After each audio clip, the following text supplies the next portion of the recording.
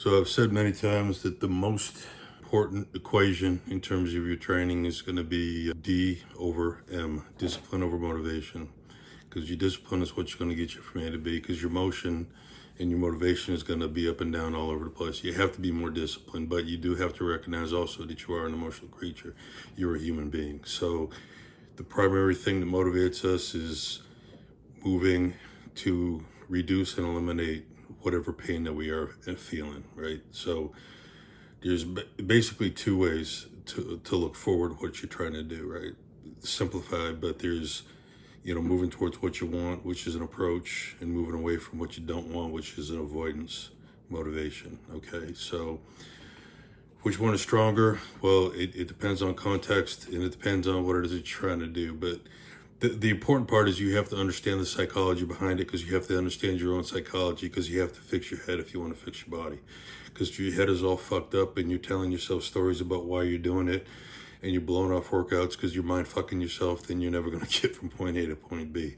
So you got to understand what it is that you're doing, and you got to create that story in your head that's going to get you moving forward. So avoidance is a really important one, okay? It's a really, really strong motivator. So there's a scene in a movie called Hell or High Water. It was a surprisingly good movie. I thought it was going to suck, but it was real good. But these two guys walk into this restaurant down in Texas, and there's this one surly old waitress. She comes in there, she says, "So what don't you want?" And the guys look at her and go, "Ma'am," said, "Look, we serve ribeye steak, we serve baked potatoes, and your only choice is either cream corn or spinach. So the only question I want you to answer is what don't you want? You don't want the cream corn, you don't want the spinach."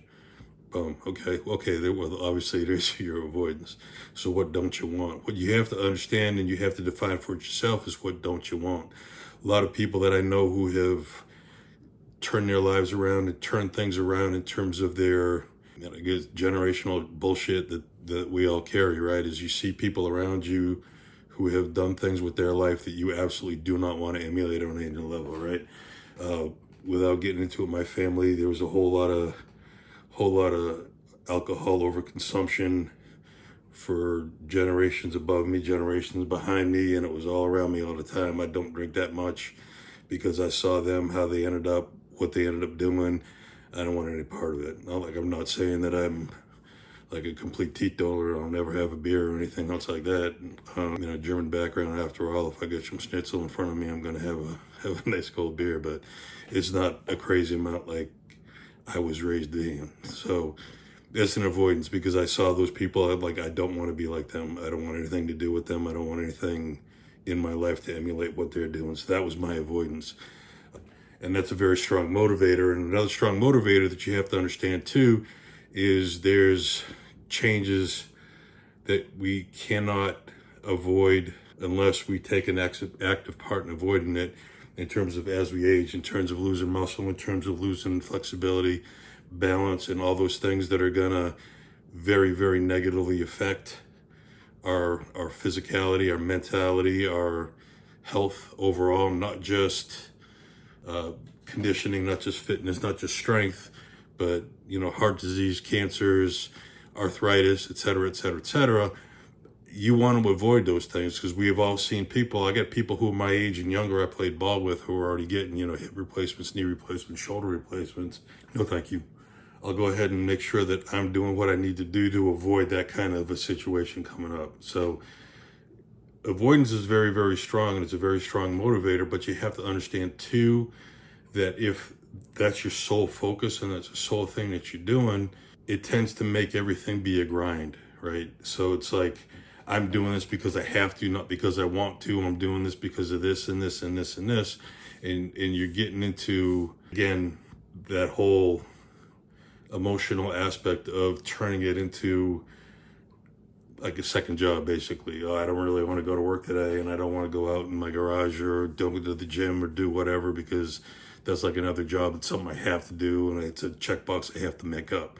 So that brings us to our next thing, right? Our next thing is an approach, where we want to go with it, right? Another pop reference, but great song by Eddie Cochran, okay? It's something else, right? That's the name of the song. But he's talking about how, he's a young kid, and he sees this beautiful, convertible that he wants. Man, when I get that car, it's gonna be something else. You know, he sees this beautiful girl, man. I really love to go out with that girl. She's something special. But I don't have a car, I don't have a job, I don't have any money. You know, it's not something I can put put my mind around right now. So he goes out and he works and he busts his ass, and the whole time he's thinking about that car, he's thinking about that girl, he's thinking about that life that he's going to create. So that's an approach. So he's motivated by that. And again, every step he takes is a little bit of a reward, because it's getting closer and closer and closer and closer to that ultimate goal of something that he really wants. And the song, yeah, he gets a car, not the car he was looking for, but it's still a good car. But he still gets to go out with this girl, and he's elated, right? So, you know, he's moving towards it, and there's that positivity towards it. Now, again, you have pros with that. And again, the pro is as I'm moving towards it, happier and happier and happier, feels good. But a lot of times that urgency isn't there, because, yeah, it'd be nice to have that car, but my car works just fine. Or, you know, I don't necessarily need to bust my ass to get to where that is, because I'm accepting this kind of mediocrity level that I'm at. So the downside to that is you don't necessarily have that urgency to keep you going when times are tough or when you don't really feel like doing it. But if you take that and you understand those two things and use them together, then you have, you know, double barrel motivation, right?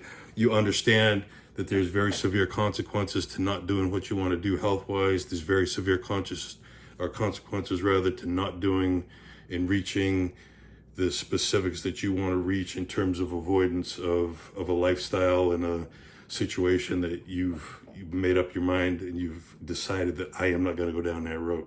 But also, there's a lot of really positive things that you want to reach too. Your strength is better, your sleep is better, your outlook is better, your sex life is better, you can do shit that you want to do, you don't have to give up hobbies, don't have to stop playing with your kids, you don't have to stop playing with your grandkids. You can do and be healthy and enjoy all these different things that you want to do, right? So, you know, we've all been in situations where you've had a little bit of an injury, and that injury kind of colors our perception on everything, right? So imagine that if your entire body is out of whack, your entire body feels like shit, you can't get up, you can't move, you can't do the things that you want to do because you haven't done the things that you physically need to do in order to age properly and age strongly and go into those golden years as a fighter, right? So understanding that technology or that motivation, right? Understanding those two different things, how they work together. They're opposites, but they're same in terms of avoiding pain. You're avoiding different kinds of pain, either limitation pain by not getting your approach, or a consequence pain by not avoiding what you need to stay away from. So, you know, your approach and your avoidance, those motivations, understand that psychology. And so when we're going through, we're setting our goals, we understand these things, you define down to the minute, like little particles. Why is this a fucking awesome thing for me to reach? Okay. Like, all right, I can go ahead and say I can deadlift, you know, more than double my body weight. Big fucking deal. Who cares about that number?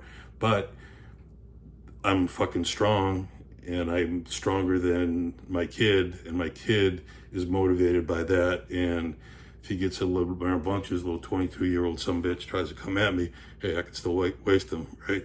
So that's a motivation.